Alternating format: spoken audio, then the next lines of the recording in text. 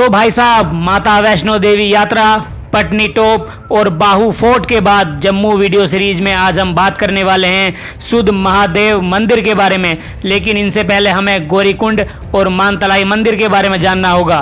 दरअसल गौरीकुंड और मानतलाई के बीच ही सुध महादेव मंदिर है, जो कि गौरीकुंड से 4.8 किलोमीटर और मानतलाई से करीब 8 किलोमीटर दूर है। जम्मू श्रीनगर हाईवे के पुराने हाईवे पर बाईं ओर का रास्ता चिनानी की तरफ जाता है। इस रास्ते पर मानतलाई, गौरीकुंड और सुध महादेव मंदिर आते हैं।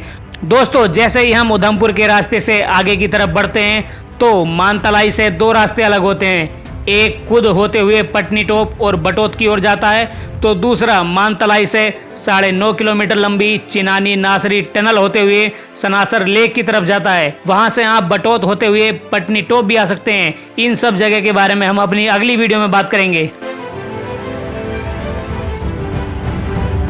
गौरीकुंड, दोस्तों, चेनाब नदी के पास गौरीकुंड वह स्थान है जहां पार्वती जी भगवान शिव की तपस्या करने से पहले प्रतिदिन स्नान किया करती थी। पार्वती जी का दूसरा नाम गौरा भी था। लोगों का मानना है कि यहां डुबकी लगाने से दुर्भाग्य से बचा जा सकता है। मानतलाई समुद्र तल से 1450 मीटर की ऊंचाई पर है। ये पार्वती की जन्म भूमि है, मतलब यहाँ पार्वती जी का जन्म हुआ था। मानतलाई में शिव और पार्वती का विवाह भी हुआ था। यहाँ एक पानी का कुंड भी बना हुआ है जिसमें आप नहा सकते हैं। लेकिन बताते हैं कि पहले यहाँ अग्नि कुंड हुआ करता था, जिसके शिव और पार्वती ने फेरे लिए थे। पार्वती जी अपर्णा नाम से भी जानी जाती थी और महादेव जी का नाम जुड़ जाने के कारण नाम हो गया अपर्णेश्वर महादेव। इसी नाम से यहाँ एक मंदिर भी है। मंदिर में 3 अलग अलग मूर्तियाँ हैं। पहली मूर्ति पार्वती के विवाह से पहले की है, जिसमें वो अकेले हैं। दूसरी है विवाह के बाद, जिसमें शिव और पार्वती जी हैं।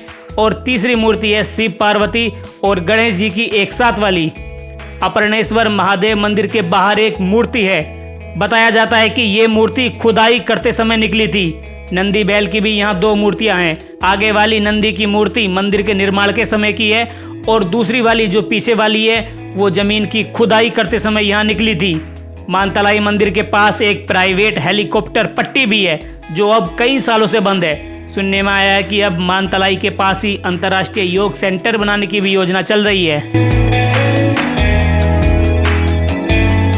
और अब फाइनली बात करते हैं सुध महादेव मंदिर की। सुध महादेव मंदिर गौरीकुंड और मानतलाई, इन तीनों में से सबसे ज्यादा देखे जाने वाला मंदिर है। इनको सूल पाणीश्वर सुध महादेव मंदिर भी कहा जाता है। ये समुद्र तल से 1225 मीटर की ऊंचाई पर है। जम्मू तवी रेलवे स्टेशन से 121 किलोमीटर, उधमपुर रेलवे स्टेशन से 50 किलोमीटर, माता वैष्णो देवी कटरा रेलवे स्टेशन से 90 किलोमीटर और पटनी टॉप से ये 44 किलोमीटर दूर है। दोस्तों, वैसे तो आपको पता ही है कि भगवान शिव के भारत में हजारों मंदिर हैं, लेकिन ये मंदिर अपनी किसी खास बात के लिए पहचाना जाता है।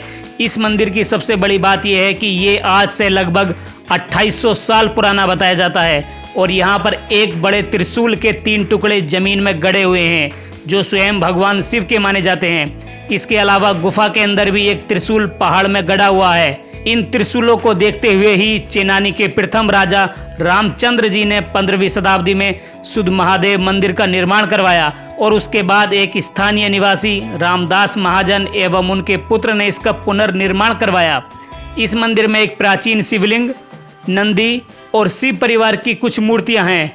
और हाँ, यहाँ पर फोटो व वीडियो बनाना बिल्कुल मना है। बात कर लेते हैं कि मंदिर का ये नाम क्यों पड़ा।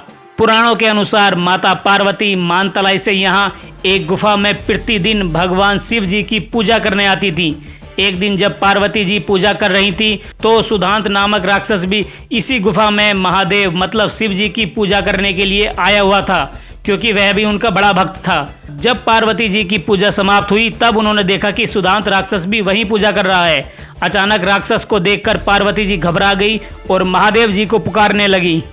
कैलाश पर बैठे शिव जी ने उनकी पुकार सुनी और पार्वती जी का जीवन खतरे में देखते हुए उन्होंने सुधांत राक्षस को मारने के लिए अपना त्रिशूल फेंका, जो सुधांत राक्षस के सीने में गड़ गया। बाद में शिव जी को सुधांत ने बताया कि वह उनका बहुत बड़ा भक्त है और यहाँ उनकी तपस्या करने के लिए आया हुआ था। जब शिव जी को ये बात पता लगी तो उन्होंने उस राक्षस से कहा कि मैं तुमको दोबारा जीवन दान दे देता हूँ, मतलब दोबारा जिंदा कर देता हूँ।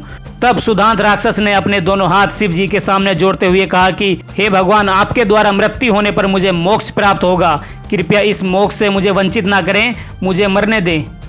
एक भक्त के लिए उससे बड़ी क्या बात हो सकती है कि स्वयं भगवान ही उसका उद्धार करें। भगवान शिव जी ठहरे हमारे भोले भंडारी। उन्होंने कहा कि यह जगह आज से तुम्हारे और मेरे संयुक्त नाम से जानी जाएगी। तभी से ये नाम पड़ा सुध महादेव मंदिर, मतलब सुध नाम राक्षस के द्वारा आया और महादेव आया ये हमारे भोलेनाथ जी के द्वारा। साथ ही उन्होंने जो त्रिशूल उसके सीने में गाड़ा था उसको निकालकर त्रिशूल के 3 टुकड़े करके यहीं पास में गाड़ दिए, जो आज भी खुले में देखे जा सकते हैं। त्रिशूल के इन 3 टुकड़ों में सबसे बड़े वाला त्रिशूल का ऊपरी हिस्सा है, उसी के पास साइड में बीच वाला हिस्सा गड़ा हुआ है और पास ही में त्रिशूल का तीसरा जो सबसे छोटा हिस्सा है वो भी यहीं गड़ा हुआ है, जो कि पहले जमीन के थोड़ा ऊपर दिखाई देता था, लेकिन वहां टाइल्स लगने के कारण वो फर्श के लेवल में आ गया है। त्रिशूल के इन टुकड़ों के ऊपर किसी अनजान लिपि में कुछ लिखा हुआ है जो आज तक पढ़ा नहीं जा सका। इन खंडित त्रिशूलों पर भक्त रोजाना जलाभिषेक करते हैं, मतलब जल चढ़ाते हैं। मंदिर में एक स्थान ऐसा भी है जिसके बारे में कहा जाता है कि यहाँ सुधांत राक्षस की अस्थियां रखी हुई हैं। इसी मंदिर में नाथ संप्रदाय के संत बाबा नाथ ने बहुत समय पहले समाधि ली थी। कहा जाता है कि उनकी धुनी आज भी इसी परिसर में है जहाँ अखंड ज्योत जलती रहती है। मंदिर के मुख्य भाग में भगवान शिव, उनकी पत्नी पार्वती और पुत्र गणेश जी की प्रतिमा है। गणेश जी का एक छोटा सा मंदिर भी है। सावन मास की पूर्णिमा या कहें कि जून महीने में यहाँ 3 दिन का मेला लगता है, जिस कारण यहाँ भक्तों की भारी भीड़ देखने को मिलती है।